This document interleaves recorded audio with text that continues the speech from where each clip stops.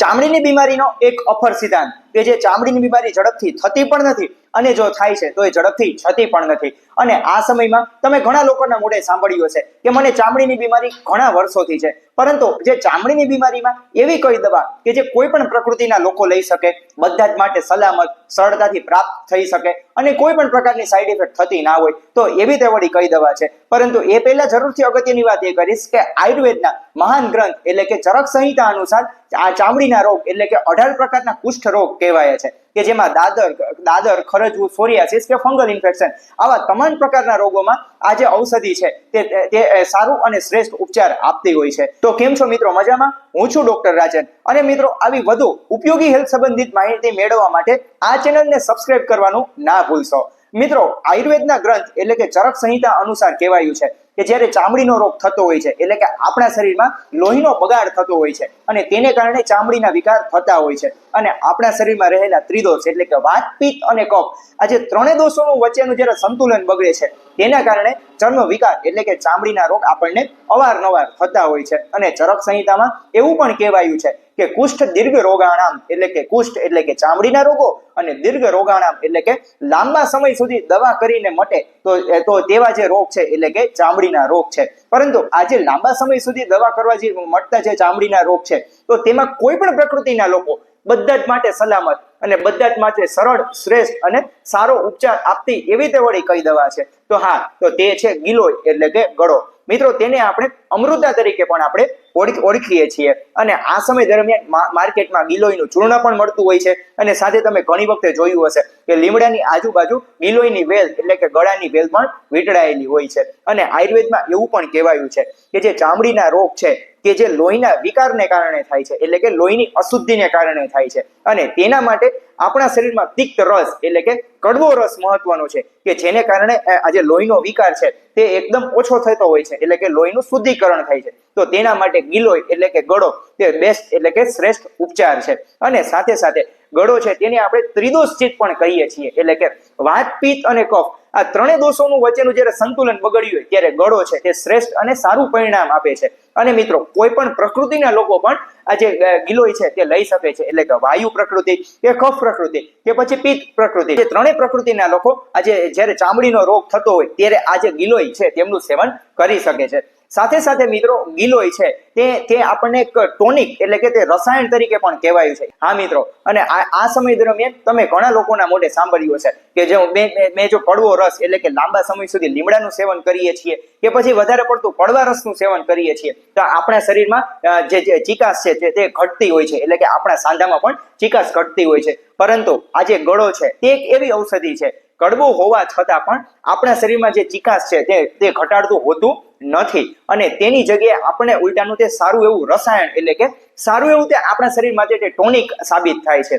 એટલે કે તે આપણા શરીરમાં સપ્ત ધાતુ પણ વધારે છે અને આપણા શરીર માટે ઉલટાનું તે સારી એવી તે રોગ પ્રતિરોધક શક્તિ પણ આપે છે.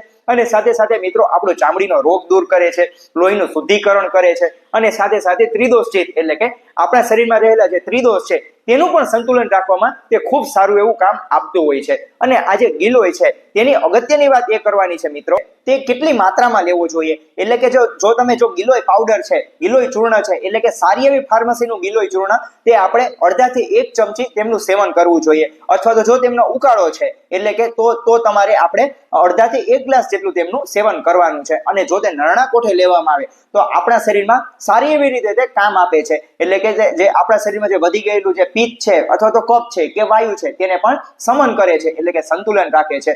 પરંતુ જો જે ગળાનું જે ચૂર્ણ છે, ગળાનું જે પાવડર છે, જો તમે ગાયના ઘી સાથે લેશો તો તે સોનામાં સુગંધ પડે, બસ એવું જ થયું. હા મિત્રો, ગાયનું ઘી છે તે આયુર્વેદમાં શ્રેષ્ઠ માનવામાં આવે છે કે જે ગાયનું ઘીમાં એક એવી તાકાત છે કે આપણા શરીરમાં રહેલા તમામ અંગ સુધી તે પહોંચી અને તે કામ આપે છે. એટલે જ તો મિત્રો, ગાયનું ઘી અને સાથે ગિલોય ચૂર્ણ એટલે કે ગળાનું ચૂર્ણ જો તમે સવારના સમય દરમિયાન જો તમે તેનું સેવન કરશો તો જરૂરથી તમારા જે શરીરમાં રહેલો વાત, પિત્ત અને કફ દોષ કે જે તેમનું જે સંતુલન બગડ્યું છે તેની વચ્ચે તે સંતુલન બનાવે છે.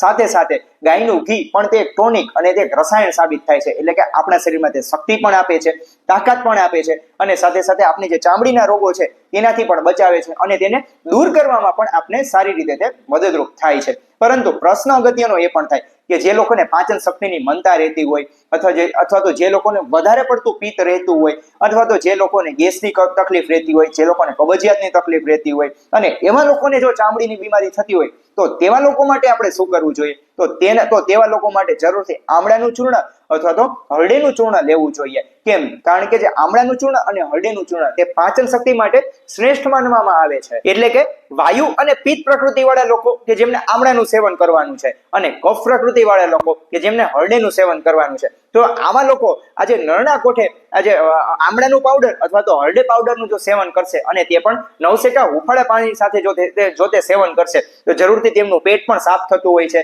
સાથે જે જૂનો મળનો કચરો છે તે પણ ઇઝીલી બહાર ફેંકાઈ જતો હોય છે અને પરિણામે તમારું પાચન શક્તિ તો ઠીક છે, સાથે સાથે જે તમારું લોહીનું શુદ્ધિકરણ પણ થતું હોય છે કે જેથી કરીને આપણે જે ચામડીની બીમારી અવારનવાર જે હેરાન કરતી હોય તેનાથી આપણે બચી શકીએ છીએ અને તે પણ ધીમે કરીને દૂર થઈ જતી હોય છે. તો મિત્રો, આજે આપણે એવા 3 ઔષધની વાત કરી, એટલે કે આમળા, ગિલોય અને હળદે. આ ત્રણેય ઔષધ એટલે કે નિર્દોષ ઉપચાર છે, સરળ ઉપચાર છે અને શ્રેષ્ઠ ઉપચાર છે.